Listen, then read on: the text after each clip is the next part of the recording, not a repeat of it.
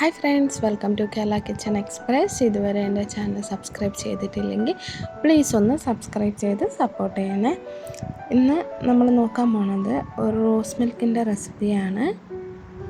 അതിനു വേണ്ടി ഞാനൊരു പാൽ പാക്കറ്റ് എടുത്ത് വെച്ചിട്ടുണ്ട്. സബ്ജ സീഡ് വന്നിട്ട് ഒരു 10 to 15 മിനിറ്റ്സ് ബിഫോർ ഒരു സ്പൂൺ എടുത്ത് വെള്ളത്തിൽ കുതിരാൻ വെച്ചതാണ്. അപ്പോൾ നന്നായിട്ടൊന്ന് ബൾജ് ചെയ്ത് കിട്ടും. മിൽക്ക് പാക്കറ്റ് വന്നിട്ട് 1/2 ലിറ്റർ മിൽക്ക് പാക്കറ്റ് എടുത്തിട്ടുണ്ട്. നന്നായിട്ട് കൂളിംഗ് ഉള്ള മിൽക്ക് വേണം പ്രിഫർ ചെയ്യണേ. അതുപോലെ തന്നെ ബാദാം പിസിൻ എടുത്തിട്ടുണ്ട്. ബാദാം പിസിൻ ഒരു 4 പീസൊക്കെ എടുത്ത് നമ്മൾ ഒരു 3 to 4 hours എങ്കിലും, അറ്റ്ലീസ്റ്റ് 4 hours എങ്കിലും ബിഫോർ വെള്ളത്തിൽ നന്നായിട്ട് സോക്ക് ചെയ്യാൻ വെക്കണം. പിന്നെ നമുക്ക് ആവശ്യമുള്ളത് റോസ് എസൻസ്, പിന്നെ ഷുഗർ പൗഡർ ആവശ്യമുണ്ട്.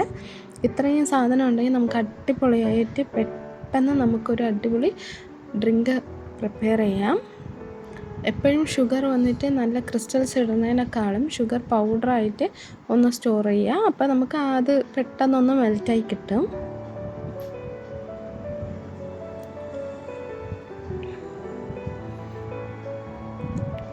അപ്പോൾ പാലെടുത്ത് വെച്ചിട്ടുണ്ട്. പാലിൽ നമുക്ക് ആവശ്യത്തിന് പാല് നമുക്ക് ആഡ് ചെയ്യാം ഒരു ജാറിലോട്ട്.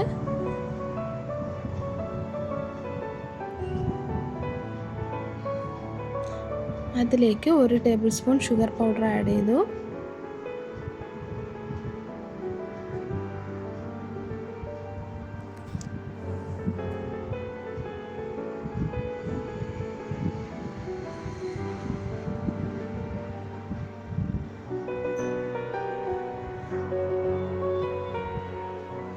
നമുക്ക് ആവശ്യത്തിനുള്ള റോസ് എസൻസ് നമ്മൾ ആഡ് ചെയ്യാണ്. റോസ് മിൽക്കിന് വേണ്ടി ഞങ്ങളൊരു 3 ഡ്രോപ്സ് റോസ് എസൻസ് ആഡ് ചെയ്തിട്ടുണ്ട്. എന്നാൽ നന്നായിട്ടൊന്ന് ബ്ലെൻഡ് ചെയ്തിട്ട് വരാം.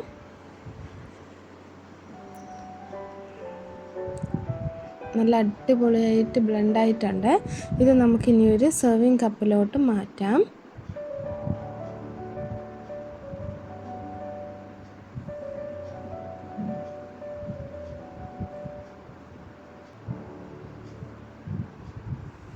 ഇതിലേക്ക് ആവശ്യമുള്ള ബാദാം പിസിൻ നമുക്ക് ആഡ് ചെയ്യണം.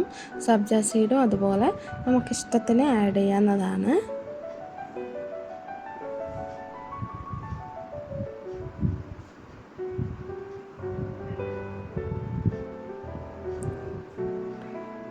എന്നിട്ട് നന്നായിട്ടൊന്ന് മിക്സ് ചെയ്ത് കൊടുക്കുക.